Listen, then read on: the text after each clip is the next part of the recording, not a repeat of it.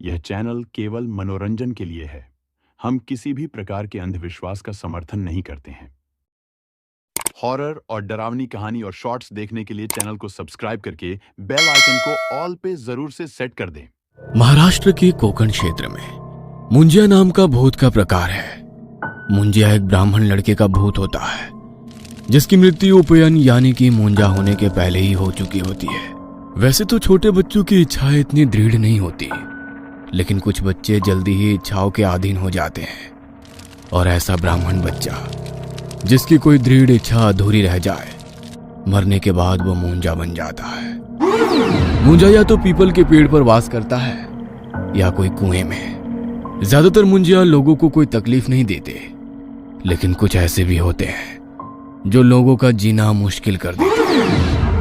अमावस की रात थी, सब तरफ अंधेरा और खामोशी छाई हुई थी, लेकिन गांव से बाहर तात्या साहब पाटिल के बाड़े के आंगन में कुछ मंत्रों का जाप हो रहा था। 200 साल पुराने पीपल के पेड़ के नीचे कुछ खौफनाक रस्म हो रही थी। पेड़ के नीचे सोजर बाई, उसका पति तात्या साहब और उनके 2 नौकर धनाजी और अनाजी, और छोटी लड़की बंधे हुए हालत में एक काले पत्थर पर छाती के बल पड़ी हुई है।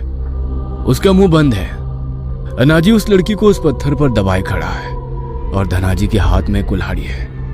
उनके पीछे सोजर बाई अग्नि के सामने बैठी है और उसका पति उसके बगल में खड़ा तमाशा देख रहा है। हे तारणहार, मैं तुम्हें इस कुंवारी लड़की की भेंट चढ़ा रही हूँ।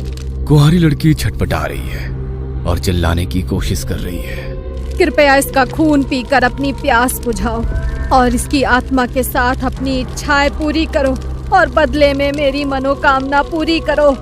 उसके बाद सोजर अपने हाथों से अपने गले पर अंगूठा घुसाकर इशारा करती है और धनाजी उस बच्ची के गले पर कुल्हाड़ी मारता है और धनाजी के चेहरे पर खून की छींटें उड़ती है और लड़की का कटा सर जमीन पर गिरता है।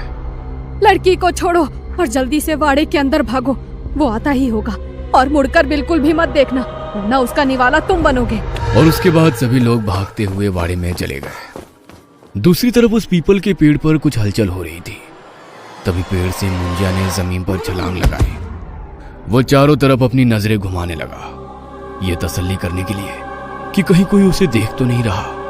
और तभी उसे दूर एक पेड़ के नीचे किसी आदमी के होने की भनक लगी और वो फिर से पीपल पर चढ़ गया। वो आदमी मुंजा को देख बहुत डर गया था।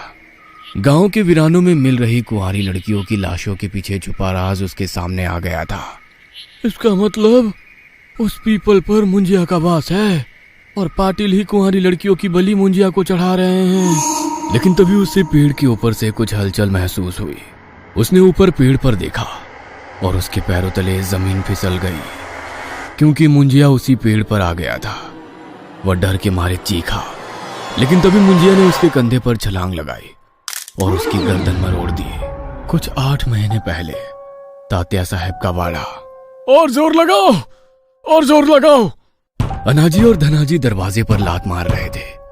वो अंदर पहुंचते हैं तो छत से सोजर बाई फंदे पर लटक रही थी और अपने पैर हिलाते हुए तड़प रही थी। धनाजी और अनाजी ने भागते हुए उसके पैर उठाए। कुछ देर बाद, ये तुम क्या करने जा रही थी? तो फिर क्या करूं? हमारी शादी को 25 साल बीत गए हैं, लेकिन मैं अभी भी कोई संतान को जन्म नहीं दे पा रही हूँ।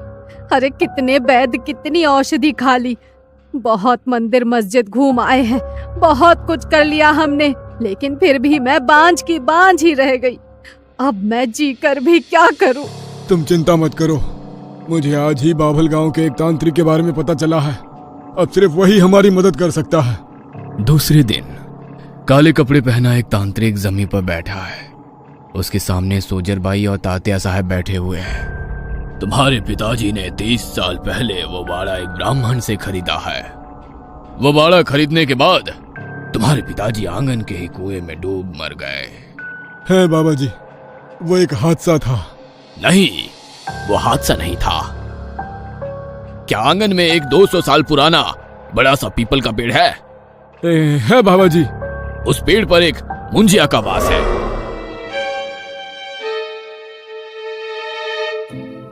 क्या मतलब? एक ब्राह्मण लड़के की आत्मा? हाँ, वो मुंजिया वाड़ी के पहले मालिक का बेटा है, जो कि एक ब्राह्मण था। उसका बड़ा बेटा माधव सोड मुंज करने से पहले ही आंगन के कुएं में डूबकर मर गया। उसकी कुछ ही महीनों में शादी होने वाली थी। उसमें वासना भरी थी जो पूरी नहीं हो पाई, इसीलिए वो मुंजिया बन गया। 32 साल से वो उस पीपल पेड़ पर रह रहा है। वो काफी दुखी है क्योंकि उसकी इच्छा अभी भी पूरी नहीं हुई है। वो चाहता है कि तुम उसकी वो इच्छा पूरी करो, इसीलिए उसने तुम्हारे परिवार पर अपना कहर बरसाना शुरू कर दिया ताकि तुम उससे तंग आकर उसकी इच्छा पूरी करो। उसने तुम्हारे पिताजी को कुएं में डुबा कर मार डाला, लेकिन फिर भी तुम लोग उसके इशारे को नहीं समझ पाए। इतने साल से तुम्हारे बच्चे नहीं हुए, फिर भी तुम्हें इस मुंजिया के बारे में पता नहीं चला। खैर, वो चाहता है कि तुम उसे खुश करो और फिर तुम्हें खुद की संतान होगी। तो अब क्या करें बाबा जी? मुंजिया को खुश करो। लेकिन कैसे? उसे 4 कुंवारी लड़कियों की बलि चढ़ाओ। यह सुन वो दोनों काफी चौंक गए। उन्हें अपने कानों पर बिल्कुल भी विश्वास नहीं हुआ। लेकिन कुंवारी लड़कियों की बलि लेकर वो क्या करेगा? क्या वो अपनी वासना उनकी आत्माओं से पूरी करेगा? पता नहीं, लेकिन वो कुंवारी लड़कियों का खून पीना चाहता है और उनकी आत्माएं अपने कब्जे में करना चाहता है। तुम इस बात को ठंडे दिमाग से विचार करो। इसके बाद वो दोनों वाड़े पर आए। बहुत विचार करने के बाद उन्होंने ये तय किया कि वो मुंजिया को खुश करने के लिए 4 कुंवारी लड़कियों की बलि देंगे। तात्या साहब ने उसके 2 वफादार नौकरों को बुलाया। अनाजी और धनाजी दोनों सगे भाई थे और पीढ़ी पर पीढ़ी उनके खानदान के मर्द पाटिल के यहाँ नौकरी करते आ रहे थे। तात्या साहब ने उन्हें कुंवारी लड़कियों को उठाने का जिम्मा दिया और उसके बाद वो आदिवासी, गरीब गांव वाले और बंजरों की कुंवारी बच्चियां उठाने लगे। उन्होंने चौथी बलि चढ़ाई, लेकिन उसके 3-4 महीने बाद भी सोजरबाई पेट से नहीं हो पाई। यह देख वो फिर से तांत्रिक के पास गए। तब तांत्रिक ने कहा कि मुंजिया अभी खुश नहीं हुआ। वो तुम्हारा उसके प्रति पूरा समर्पण चाहता है और चाहता है कि तुम उसे तब तक कुंवारी लड़कियों की बलि चढ़ाओ जब तक वो खुश ना हो जाए। तात्या साहब और सोजरबाई के पास कोई दूसरा रास्ता नहीं था, इसलिए वो इसके लिए राजी हो गए और फिर बलि का सिलसिला शुरू हो गया। गरीबों की कुंवारी लड़कियां उठाए जाने लगी और उनकी बलि मुंजिया को चढ़ाई जाने लगी और मुंजिया उनके खून से अपनी प्यास बुझाने लगा। वह कुंवारी लड़कियों के आत्माओं के साथ ना जाने क्या करता, इसकी खबर किसी को नहीं थी। इस इलाके में हो रहे हत्याओं से पूरा महाराष्ट्र दहल उठा था। लोग अपने बच्चियों को दिन में भी घर से बाहर नहीं निकलने दे रहे थे। पुलिस इस पर अपनी जांच कर रही थी, लेकिन आरोपी कोई भी सबूत नहीं छोड़ रहे थे। इसलिए मुंबई से सीआईडी ऑफिसर देश पांडे अपनी टीम के साथ उस गांव में पहुंचे। उन्होंने जांच शुरू की, लेकिन कोई भी सुराग नहीं मिला।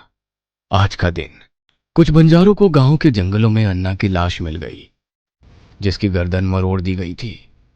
उसका सर पीछे की ओर मुड़ा हुआ था। सीआईडी ऑफिसर देश पांडे उस जगह पहुंच गए। उस जगह से पाटिल का वाड़ा बस सामने ही था। तभी उसकी नजर उस पुराने पीपल के पेड़ पर पड़ी। यह हत्या बाकी हत्याओं से अलग है, क्योंकि इसकी मौत गला काटकर नहीं हुई है। हाँ सर, लेकिन जिस तरह से इस आदमी का सिर उल्टा मोड़ दिया है, इससे यह पता चल रहा है कि यह काम किसी साधारण आदमी का नहीं है। यह कोई पहलवान का काम है। लेकिन शायद इस हत्या का बाकी हत्याओं से कोई संबंध नहीं है, क्योंकि कुंवारी लड़कियों की हत्याएं बलि के लिए की गई है। ये कुंवारी लड़कियों की बलि कैसे चढ़ाई जाती है? उसी इलाके का एक हवलदार उनके साथ था। वो बोला, जी, किसी देवी को या फिर भूत या राक्षस को साहब। क्या भूत प्रेत पीपल के पेड़ पर रहते हैं? ऑफिसर देश पांडे ने उस पीपल की ओर देखकर कहा। हाँ साहब। पुलिस को वहां देख पाटिल के दोनों आदमी धनाजी और सनाजी वहां पहुंचे। उन 2 पहलवानों को देखकर देश पांडे उन पर ही शक करने लगे। खैर, उसके बाद जांच के दौरान वो मृतक अन्ना के घर पहुंचे। क्या आपके पति की किसी से दुश्मनी थी? नहीं जी, लेकिन मुझे लगता है कि उनकी हत्या पाटिल के आदमी धनाजी और अनाजी ने की है। लेकिन आपको ऐसा क्यों लग रहा है? क्योंकि कुछ दिन पहले उन्होंने मुझसे कहा था कि एक रात जब वो खेत से लौट रहे थे, तब उन्हें रास्ते में अनाजी और धनाजी जमीन खोदते हुए दिखे थे। उनके पास ही जमीन पर एक बोरी पड़ी थी। ऐसा लग रहा था मानो उसमें कोई इंसान हो। जब उन्होंने उनसे पूछा कि उसमें क्या है, तो वो बोले कि इसमें गाय का मरा हुआ बछड़ा है। लेकिन उन्हें शक हुआ, क्योंकि इतनी रात को कौन बछड़ा दफनाता है। और उसके ठीक 7-8 दिन बाद गांव के दूसरी जगह कुत्तों ने जमीन से एक लड़की की लाश कुरेद कर बाहर निकाली थी। शायद मेरे पति उन पर ही नजर रख रहे थे और उन्होंने कुछ देख लिया था, इसीलिए उन दोनों ने उनकी हत्या कर दी। यह सुन ऑफिसर देश पांडे को हत्याओं की जांच में मजबूत दिशा मिल चुकी थी। उन्होंने धनाजी और अनाजी पर पूरी नजर रखी, लेकिन धनाजी और अनाजी काफी तेज और चालाक थे। अनाजी और धनाजी को यह बात पता चल गई कि पुलिस उन पर नजर रखे हुए है। शाम को वो वाड़े के पिछले दरवाजे से बाहर निकले और जंगलों से दूसरे गांव की तरफ गए। वहां से गुजरते वक्त उन्हें जंगल में एक औरत दिखाई दी जो 9-10 साल की बच्ची के साथ जंगल में लकड़ियां जमा कर रही थी। अनाजी ने चुपचाप पीछे से जाकर उस औरत की सिर में लाठी मारी और औरत बेहोश हो गई। उसके बाद अनाजी ने बच्ची का मुंह दबाकर उसे उठा लिया और उसे वाड़े में ले आया। रात हो चुकी थी, सब तरफ अंधेरा छा गया था। रात के 12 बज रहे थे। मालकिन, एक बार फिर से सोच लो, पुलिस वाड़े पर नजर रखे हुए है। अगर आज हम बलि चढ़ाएंगे तो पुलिस हमें रंगे हाथों पकड़ लेगी। मुझे मुंजिया के प्रति समर्पण दिखाना है। अगर पुलिस वालों से डरकर मैंने बलि नहीं चढ़ाई तो मुंजिया गुस्सा हो जाएगा और मेरे सभी किए कराए पर पानी फिर जाएगा। हम रुक नहीं सकते। अगर पुलिस बीच में आती भी है तो भी हम बच्ची की बलि चढ़ाएंगे। ऐसा कहकर वो लोग बच्ची को लेकर आंगन के पीपल के पेड़ के नीचे आ गए और उन्होंने तेजी से बलि की विधि शुरू कर दी। अनाजी बच्ची के हाथ पांव और मुंह बांधकर उसे पत्थर पर दबाए बैठा था और धनाजी हाथ में कुल्हाड़ी लिए सोजर बाई की आज्ञा का इंतजार कर रहा था। हे मुंजिया, मेरे तारणहार, इस कुंवारी बच्ची की बलि स्वीकार करो। वो आगे बोलने ही वाली थी कि तभी रिवॉल्वर से गोली चलने की आवाज आई। ऑफिसर देश पांडे वहां अपनी टीम के साथ पहुंच गए थे। रुक जाओ, वरना मैं गोली चला दूंगा। ऑफिसर देश पांडे धनाजी पर दूर से रिवॉल्वर रोकते हुए बोला, मुझ पर कृपा करो मुंजिया। धनाजी, काट दो। और तभी धनाजी ने कुल्हाड़ी हवा में उठाई। ऑफिसर देश पांडे ने उस पर गोली चलाई और गोली उसके सीने पर लगी, लेकिन धनाजी रुका नहीं। उसने जख्मी होते हुए भी बच्ची के गले पर कुल्हाड़ी मारी और बच्ची की गर्दन कट गई। उसका सिर जमीन पर गिर गया और कटोरी में धड़ से निकलता खून गिरने लगा। धनाजी अपनी वफादारी साबित करते हुए मारा गया और जमीन पर गिर गया। जंगल में भागो और पीछे मुड़कर मत देखना। सोजर भाई चिल्लाई और जंगल में भागने लगी। उसके पीछे पाटिल और अनाजी जंगल में भागे। ऑफिसर और उसकी टीम उनका पीछा करने लगी, लेकिन लोकल हवलदार बच्ची की तरफ भागा। वह निर्दयी हत्या देख उसका दिल दहल उठा था। तभी उसे पेड़ से हलचल सुनाई दी। उसने ऊपर देखा और उसके रोंगटे खड़े हो गए। वह चिल्लाया, लेकिन तभी मुंजिया ने उस पर छलांग लगाई। दूसरी तरफ ऑफिसर देश पांडे और उनकी टीम ने सोजर बाई, उसका पति और अनाजी को पकड़ लिया। जब वो वापस पीपल के पेड़ के पास आए तो सामने का नजारा देखकर वह सिर से पांव तक हिल गए, क्योंकि पीपल के पेड़ के नीचे हवलदार की बड़ी डरावनी तरीके से मुड़ी हुई लाश पड़ी थी। सोजर भाई ने बच्चे की लाश की तरफ देखा। वहां पर उसका कटा सिर नहीं था। वह देख वो खुशी से चिल्लाई, उसने सिर उठा लिया, उसने सिर उठा लिया। मुंजिया खुश हो गया। यह सुन उसका पति तात्या साहब पाटिल भी खुशी से नाच उठा। पुलिस ने उन्हें अपने हिरासत में ले लिया, लेकिन कुछ ही दिन में अनाजी ने पुलिस कस्टडी में खुद की ही गर्दन मरोड़कर खुदकुशी कर ली, ताकि कोर्ट को उसके मालिक और मालकिन के खिलाफ कोई सबूत ना मिल सके। और कोई सबूत ना होने के कारण कोर्ट ने सोजर बाई और उसके पति तात्या साहब को बाइज्जत बरी कर दी। और ठीक 9 महीनों के बाद तात्या साहब पाटिल के वाड़ा बच्चे की किलकारियों से गूंज उठा। पाटिल के घर एक बच्चे ने जन्म लिया, एक ऐसा बच्चा जिसका चेहरा किसी जानवर की तरह बदसूरत था। शरीर पर जानवरों जैसे बाल थे। तभी पीपल के पेड़ पर बैठा मुंजिया जोर जोर से हंसने लगा। तुमने सिर्फ बच्चा मांगा था, वो इंसान हो या जानवर ये तुमने नहीं बताया था।